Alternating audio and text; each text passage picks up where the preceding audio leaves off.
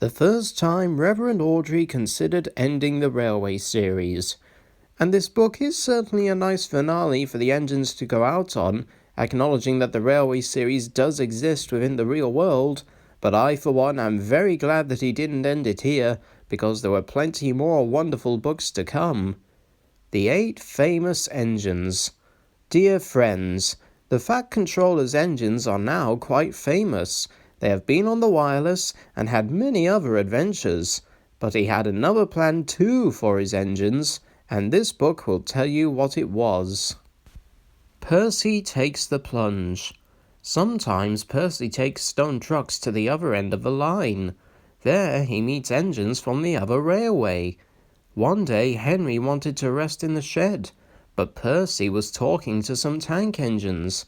It was raining hard. Water swirled under my boiler. I couldn't see where I was going, but I struggled on. Ooh, Percy, you are brave. Well, said Percy modestly, it wasn't anything really. Water's nothing to an engine with determination. Tell us more, Percy, said the engines. What are you engines doing here? Hissed Henry. This shed is for the Fat Controller's engines. Go away. Silly things, Henry snorted. They're not silly. Percy had been enjoying himself. He was cross because Henry had sent them away. They are silly, and so are you. Water's nothing to an engine with determination. Puh!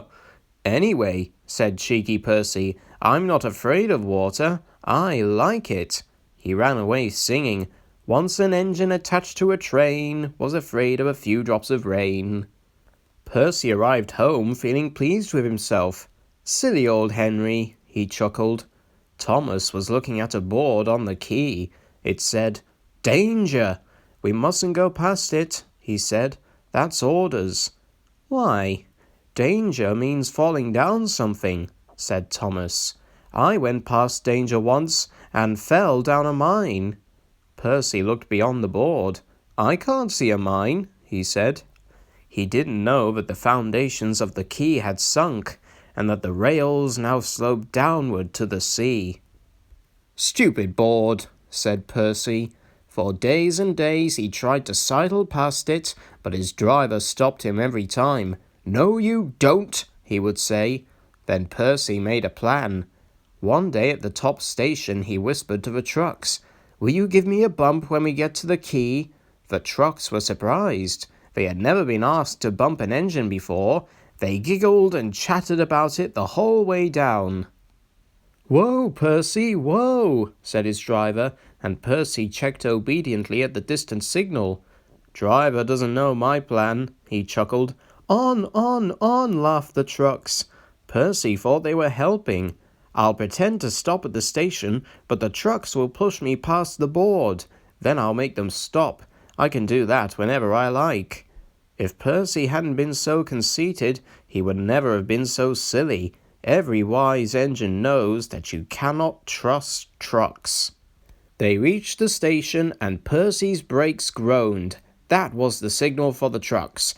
Go on, they yelled, and surged forward together.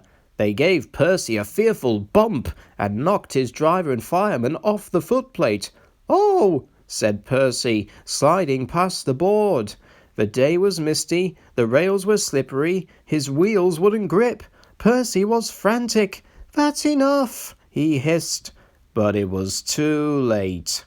Once on the slope, he tobogganed helplessly down, crashed through the buffers, and slithered into the sea. You are a very disobedient engine. Percy knew that voice. He groaned. The foreman borrowed a small boat and rowed the Fat Controller round. Please, sir, get me out, sir. I'm truly sorry, sir. No, Percy, we cannot do that till high tide. I hope it will teach you to obey orders. Yes, sir, Percy shivered miserably. He was cold. Fish were playing hide-and-seek through his wheels. The tide rose higher and higher. He was feeling his position more and more deeply every minute.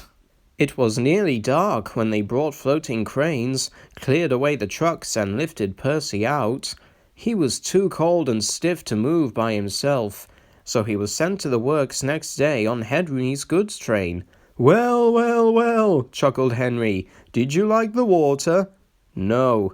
"I am surprised. You need more determination, Percy. Water's nothing to an engine with determination, you know. Perhaps you will like it better next time." But Percy is quite determined that there won't be a next time. Gordon Goes Foreign. Lots of people travel to the big station at the end of the line. Engines from the other railways sometimes pull their trains. These engines stay the night and go home next day. Gordon was talking one day to one of these. "When I was young and green," he said, "I remember going to London. Do you know the place? The station's called King's Cross." "King's Cross?" snorted the engine. "London's Euston. Everybody knows that." "Rubbish," said Duck. "London's Paddington. I know. I worked there." They argued till they went to sleep. They argued when they woke up. They were still arguing when the other engine went away. "Stupid thing," said Gordon crossly. "I've no patience." "Stupid yourself," said Duck. "London's Paddington. Paddington, do you hear?" "Stop arguing," James broke in. "You make me tired. You're both agreed about something anyway." "What's that?" "London's not Euston," laughed James. "Now shut up." Gordon rolled away, still grumbling. "I'm sure it's King's Cross. I'll go and prove it." But that was easier said than done. London lay beyond the big station at the other end of the line. Gordon had to stop there. Another engine then took his train. "If I didn't stop," he thought, "I could go to London." One day he ran right through the station. Another time he tried to start before the fireman could uncouple the coaches. He tried all sorts of tricks, but it was no good. His driver checked him every time. "Oh dear," he thought sadly, "I'll never get there." One day he pulled the express to the station as usual. His fireman uncoupled the coaches and he ran onto his siding to wait till it was time to go home. The coaches waited and waited at the platform, but their engine didn't come. A porter ran across and spoke to Gordon's driver. "The inspector's on the platform. He wants to see you." The driver climbed down from the cab and walked over the station. He came back in a few minutes looking excited. "Hello," said the fireman. "What's happened?" "The engine for the express turned over when it was coming out of the yard. Nothing else can come in or out. They want us to take the train to London. I said we would, if the Fat Controller agreed. They telephoned and he said we could do it. How's that?" "Fine," said the fireman. "We'll show them what the Fat Controller's engines can do." "Come on," said Gordon. "Let's go." He rolled quickly over the crossings and backed onto the train. It was only a few minutes before the guard blew his whistle, but Gordon thought it was ages. Come on," he puffed to the coaches. Come on, come on." We're going to town," sang the coaches, slowly at first, then faster and faster. Gordon found that London was a long way away. "Never mind," he said. "I like a good long run to stretch my wheels." But all the same, he was glad when London came in sight. The Fat Controller came into his office next morning. He looked at the letters on his desk. One had a London postmark. "I wonder how Gordon's getting on," he said. The station master knocked and came in. He looked excited. "Excuse me, sir, have you seen the news?" "Not yet. Why?" "Just look at this, sir." The Fat Controller took the newspaper. "Good gracious me," he said. "There's Gordon. Headlines, too. Famous engine at London Station. Police called to control crowds." The Fat Controller read on, absorbed. Gordon returned next day. The Fat Controller spoke to his driver and fireman. "I see you had a good welcome in London." "We certainly did, sir. We signed autographs till our arms ached, and Gordon had his photograph taken from so many directions at once that he didn't know which way to look." "Good," smiled the Fat Controller. "I expect he enjoyed himself, didn't you, Gordon?" "No, sir, I didn't." "Why ever not?" "London's all wrong," answered Gordon sadly. "They've changed it. It isn't King's Cross anymore. It's St. Pancras." Double header. The Fat Controller gave Gordon a rest when he came back from London. He told James to do his work. James got very conceited about it. "You know, little Toby," he said one day, "I'm an important engine now. Everybody knows it. They come in crowds to see me flash by. The heaviest train makes no difference. I'm as regular as clockwork. They all set their watches by me. Never late, always on time. That's me." "Says you," replied Toby cheekily. Toby was out on the main line. The Fat Controller had sent him to the works. His parts were worn. They clanked as he trundled along. He was enjoying his journey. He was a little engine, and his tanks didn't hold much water, so he often had to stop for a drink. He had small wheels too, and he couldn't go fast. "Never mind," he thought. "The signalmen all know me. They'll give me plenty of time." But a new signalman had come to one of the stations. Toby had wanted to take Henrietta, but the Fat Controller had said, "No, what would the passengers do without her?" He wondered if Henrietta was lonely. Percy had promised to look after her, but Toby couldn't help worrying. "Percy doesn't understand her like I do," he said. He felt thirsty and tired. He had come a long way. He saw a distant signal. "Good," he thought. "Now I can have a nice drink and rest in a siding till James has gone by." Toby's driver thought so too. They stopped by the water crane. His fireman jumped out and put the hose in his tank. Toby was enjoying his drink when the signalman came up. Toby had never seen him before. "No time for that," said the signalman. "We must clear the road for the express." "Right," said the driver. "We'll wait in the siding." "No good," said the signalman. "It's full of trucks. You'll have to hurry to the next station. They've got plenty of room for you there." Poor Toby clanked sadly away. I must hurry, he panted. But hurrying used a lot of water, and his tanks were soon empty. They damped down his fire and struggled on, but he soon ran out of steam and stood marooned on the main line, far away from the next station. The fireman walked back. He put detonators on the line to warn James and his driver. Then he hurried along the sleepers. "I'll tell that signalman something," he said grimly. James was fuming when Toby's fireman arrived and explained what had happened. "My fault," said the signalman. "I didn't understand about Toby." "Now, James," said his driver, "you'll have to push him." "What, me?" snorted James. "Me? Push Toby and pull my train?" "Yes, you." "Shan't!" The driver, the fireman, the passengers, and the guard all said he was a bad engine. All right, grumbled James. He came up behind Toby and gave him a bump. "Get on, you," he said crossly. James's driver made him push Toby all the way to the works. "It serves you right for being cross," he said. James had to work very hard, and when he reached the workstation, he felt exhausted.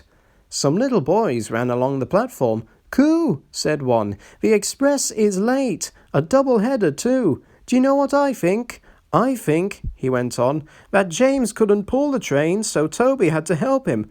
"Caw!" said James, and disappeared in a cloud of steam. The Fat Controller's engines. One evening, Thomas brought his last train to the junction. He went for a drink.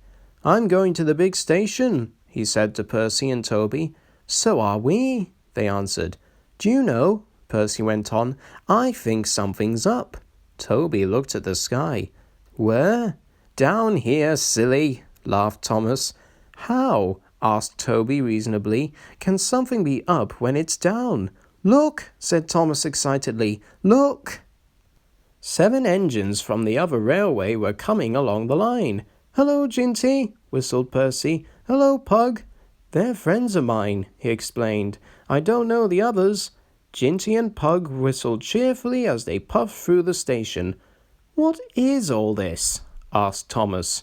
"The Fat Controller's got a plan," answered his driver, "and he's going to tell it to us. Come on." So they followed to the big station at the end of the line where all the engines had gone. The Fat Controller was waiting for them there. "The people of England," he said, "read about us in the books, but they do not think that we are real. Shame! Squeaked Percy. The Fat Controller glared. Percy subsided. So, he continued, I am taking my engines to England to show them. Hooray! Hooray! The engines whistled. The Fat Controller held his ears. Silence! He bellowed.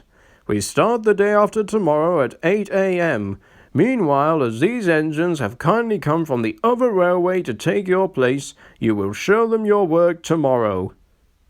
Next day, as Annie and Clarabel were going to England too, Thomas and Ginty practiced with some other coaches. Thomas was excited. He began boasting about his race with Bertie. I whooshed through the tunnel and stopped an inch from the buffers, like this. Crash! The buffers broke. No one was hurt, but Thomas's front was badly bent. They telephoned the Fat Controller. I'll send up some men, he said, but if they can't mend Thomas in time, we'll go to England without him. Next morning, the engines waited at the junction. Toby and Percy were each on a truck, and Duck had pushed them into place behind Edward. Henrietta stood on a siding. The Fat Controller had called her a curiosity. I wouldn't dream of leaving you behind, he said. I'll fit you up as my private coach. She felt very grand. Gordon, James, and Henry were in front. They whistled impatiently. The Fat Controller paced the platform. He looked at his watch. 1 minute more, he said, turning to the guard. Peep, peep, peep, whistled Thomas, and panted into the station. Annie and Clarabel twittered anxiously. We hope we're not late. It isn't quite 8. Thomas, said the Fat Controller sternly, I am most displeased with you. You nearly upset my arrangements. Thomas, abashed, arranged himself and the coaches behind Duck without saying a word. The Fat Controller climbed into Henrietta. The guard blew his whistle and waved his flag. The engines whistled, Look out, England! Here we come! And the cavalcade puffed off. The engines stood side by side in a big airy shed. Hundreds of people came to see them and climbed in and out of their cabs every day.